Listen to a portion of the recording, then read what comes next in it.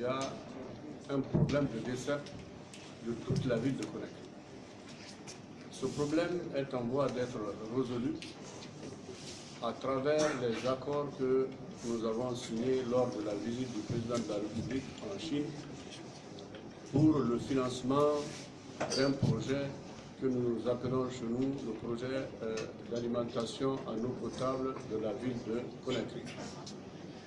Ce projet va permettre de produire dans ses différentes phases 370 000 m3 d'eau potable pour la ville de Conakry et périphérie. Et cela va permettre d'alimenter la ville de Conakry avec sa démographie galopante jusqu'en 2030. Le phénomène dans lequel on se trouve aujourd'hui est dû au fait qu'il y a eu des investissements à courte durée. Pour 5 ans, il y a eu cette planification au niveau du secteur urbain de telle sorte que nous sommes toujours en retard par rapport aux investissements et chaque fois qu'on entreprend, on fait des investissements de rattrapage qui ne résolvent pas nos problèmes. C'est pourquoi on s'est situé cette fois-ci sur 2030 afin de sortir de cette situation de rattrapage au niveau des investissements. Nous pensons que, avec les accords qui ont été signés, les entreprises chinoises ont commencé déjà à arriver pour travailler sur les différentes sources d'eau potable, sur les différentes sources d'eau qu'on peut utiliser pour alimenter, pour potabiliser l'eau et alimenter la ville de Conakry. Alors, la commune de Ratoma est fortement touchée par ce problème d'eau parce que la commune est située sur une dorsale, sur la colline. Le système d'alimentation en eau potable de la ville de Conakry est gravitaire. C'est une différence de niveau qui permet à l'eau de venir sans pompage.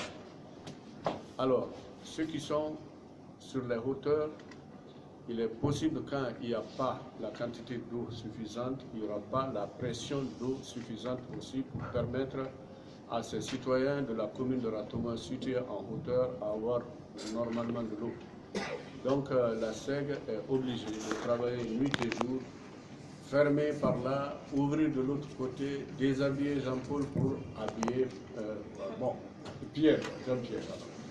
Alors, c'est ce délestage-là qui existe, mais puisque le problème se pose, ça fait très longtemps, parce que tous les équipements qui existent sont complètement vétustes. Je vous donne comme un exemple la station de traitement d'eau potable de Yessoulou, ce qu'on appelle Yessoulou 1, elle date de 1964, sans réhabilitation, sans aménagement, sans rien. Donc cette station aujourd'hui est en réhabilitation. Après sa réhabilitation, il est fort possible d'augmenter la quantité d'eau qui arrive sur la ville de Conakry. Donc il y a des actions qui sont en cours, et par la SEG et par le gouvernement. Vous avez vu à travers la ville des forages équipés avec 5 bâches à eau de 1000 litres chacune pour faciliter le prélèvement de l'eau aux différentes populations. Ce n'est pas ça la solution. Certains disent qu'on se promène avec des bidons jaunes à travers la ville, ce qui n'est pas normal, nous le reconnaissons, mais nous sommes au combat quand même pour pouvoir réaliser ce projet. Et nous sommes sûrs et certains, quand ce projet-là va être réalisé, c'est tout Conakry qui va avoir de l'eau. Nous n'allons pas nous arrêter seulement à Conakry. On va travailler aussi pour alimenter l'intérieur du pays. Amdallaye manque d'eau. Ce n'est pas Amdallaye seulement, c'est tous les quartiers qui sont affectés. Ce n'est pas même Kaloum qui était prioritaire, mais il n'y a pas de priorité dans l'alimentation en eau potable.